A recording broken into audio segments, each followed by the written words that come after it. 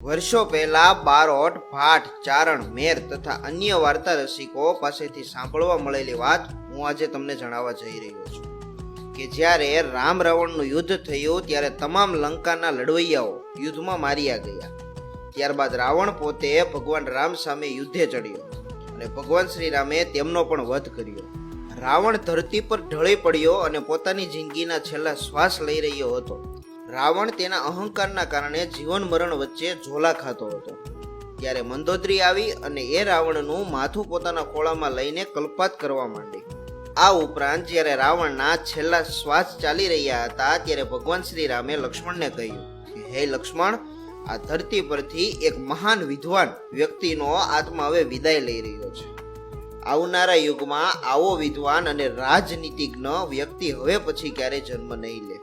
તેથી એનો આત્મા એનું શરીર છોડે તે પહેલા તેની પાસેથી રાજનીતિના પાઠ શીખી લો. હે લક્ષ્મણ, એક ઉત્તમ રાજા બનવા માટે આ ખૂબ જ જરૂરી છે.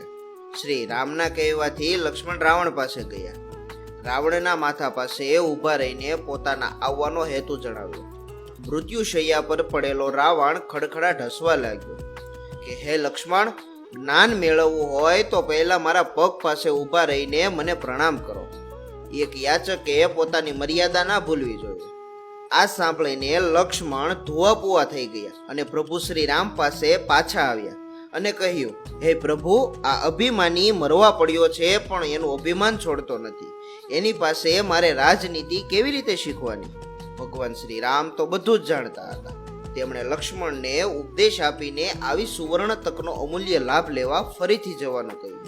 લક્ષ્મણ રાવણ પાસે ગયા અને ભાથામાંથી તીર કાઢીને રાવણના પગમાં નતમસ્તક કર્યા. રાવણ લક્ષ્મણની નમ્રતા સામે ટાઢા પડ્યા.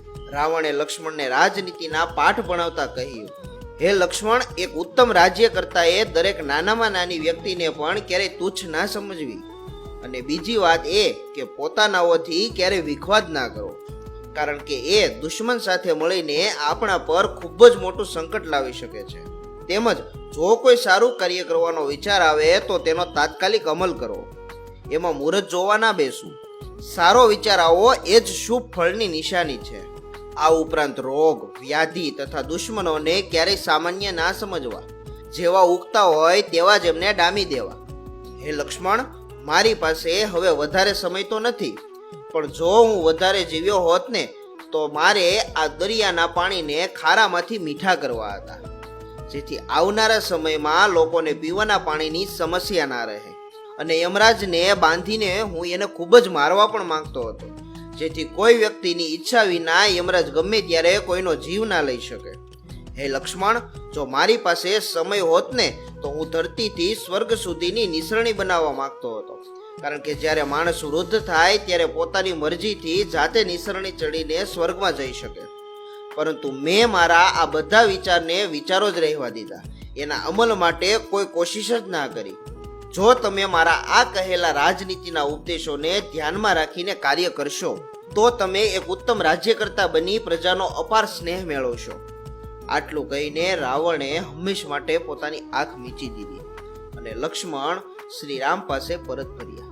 મિત્રો, જો તમને અમારો વિડીયો પસંદ આવ્યો હોય તો વિડીયોને લાઈક, કોમેન્ટ અને શેર કરો તથા અમારા ફેસબુક પેજને ફોલો કરો. ધન્યવાદ.